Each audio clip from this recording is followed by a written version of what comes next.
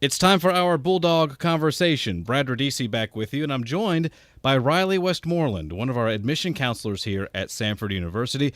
Riley, thank you so much for joining us. Absolutely. Thanks for having me, Brad.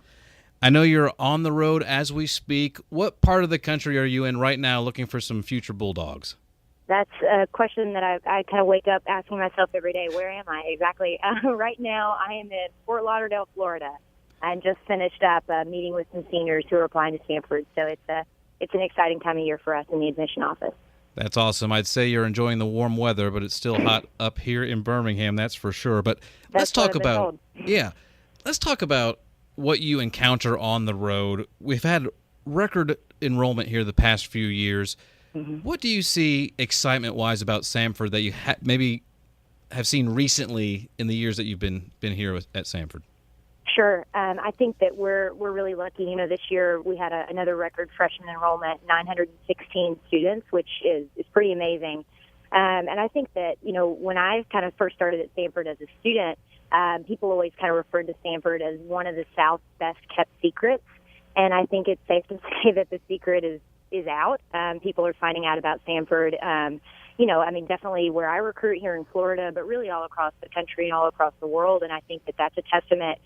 A lot of the growth that we've seen over the past few years, whether that's in programs, whether that's just kind of in the national reputation of Samford in rankings and alums who are doing wonderful things, it really is a testament to the whole university, faculty, staff, students, alums, and friends really kind of all working together to share the amazing work that each other is engaged in and that they're all doing on behalf of the university. So it's a blessing to be able to kind of spread the word about a place that we all love so much.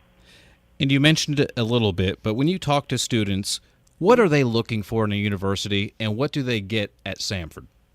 Sure. I think that a lot of students are drawn to Samford because it has this interesting balance between kind of the big and the small. And students say it time and time again that they want those extracurricular activities that they can get at a larger institution like Division I sports, successful Division I sports, Greek life, clubs and organizations, all of that. But they want that intentional community nature that we find both in relationships outside the classroom and obviously in our classes with an average class size of 16 students at Samford. Beyond that, then, I think that they love the fact that Samford is a place where people value what they value, the faith aspect, again, the character aspects that they can gain through an education at Samford really just kind of sets that even farther apart from the rest of the field in higher ed. And Riley, I know you can take the show on the road, but there's nothing like coming to campus to visit. For everybody that's listening, how important is it to get on this campus, take a look around, and meet a lot of nice people? Yeah, I think anybody who's ever been on our campus or maybe ever even anybody who's driven past our campus understands why we stress the campus visit in our admission office so much. When a campus looks like ours does, it's a no-brainer that we want people to come see it. But kind of like exactly what you said, the nice people, I think that for me, there's no substitute from coming on campus and meeting our students and meeting our faculty and staff.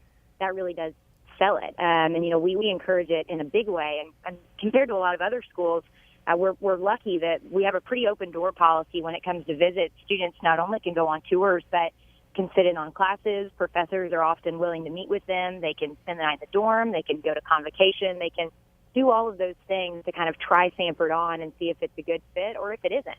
And so we definitely encourage a campus visit, honestly, even as early as a student's sophomore or junior year of high school. That's a great time to come see if Samford is an option for them. And lastly, Riley, here we are. It's November.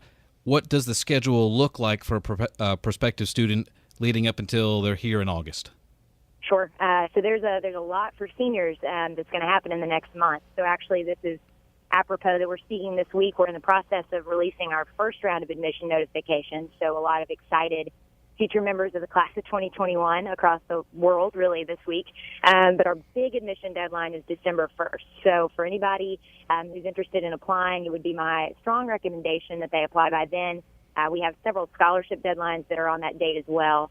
And then, the spring is a great time to come visit again, whether that's for step sing or for a baseball game or whatever it might be. And then obviously all leading up to May 1st, which is National Decision Day for seniors. Good chance to wear that Sam Not Stan t-shirt this school and let everybody know where you're going. And then Bulldog Days in June and August, and then classes start in the fall. I can't believe we're already talking about that, but it'll be here before we all know it. Riley, thanks for your time. Thank you. Riley Westmoreland joining us, an admission counselor here at Samford University. Folks, more action coming your way right after this.